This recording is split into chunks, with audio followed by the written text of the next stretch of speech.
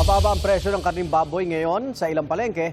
Ang problema ng ilang nagtitinda, patumol naman ang benta. Kaya hiling ng isang agri-group ibalik sa 30% ang taripa sa imported na karne para hindi malugi ang hog raisers at pork vendors. Live mula sa Dagupan City, may unang balita si Sandy Salvacio ng GMA Regional TV. Sandy?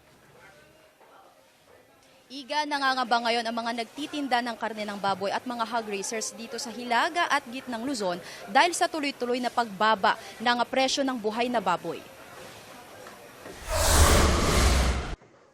Good news para kay Chef Christian, ang pagbaba sa presyo ng karne ng baboy sa pamilihan. Mas na kami dahil mas kumikita pa kami. Pero kabaliktaran daw ito sa mga nagtitinda ng karne ng baboy sa Malimgas Public Market sa Dagupan City. Mababa na raw kasi ang presyo, natumal pa ang bentahan. Minsan, kung mababa ang baboy, mas medyo mahina. Pag mataas, malakas. Dahilan siguro sa mapagmura, may nagkakatay sila sa mga bahay-bahay, pinautang nila. Bumaba ng 10 piso ang presyo ng kada kilo ng kasim, pige at pork chop. Gayon din ang liempo. Paliwanag ng sinag, bunsod ito ng pagbaba sa presyo ng live weight ng baboy.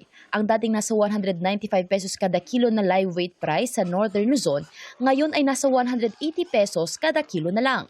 Of course, lugi na naman yung mga racers. Gusto nila ialaga siguro ng mas malaki para medyo yung gain in weight doon nila hahabulin. Nararanasan pa rin daw ang oversupply sa lokal na karne ng baboy. Bumaba rin ang presyo ng imported na karne ng baboy na bunsod ng oversupply. Hiling ng sinag sa pamahalaan, ibalik sa 30% ang taripa ng imported pork meat products para maiwasan ang tuluyang pagkalugi ng mga hog raiser at pork vendors.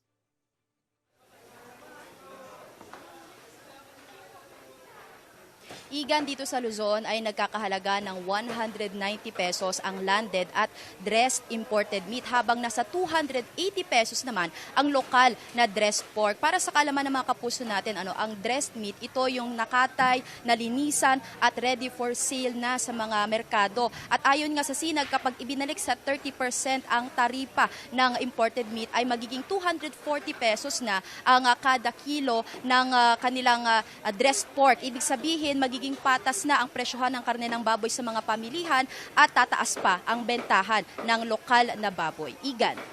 Maraming salamat, Sandy Salvacio ng GMA Regional TV.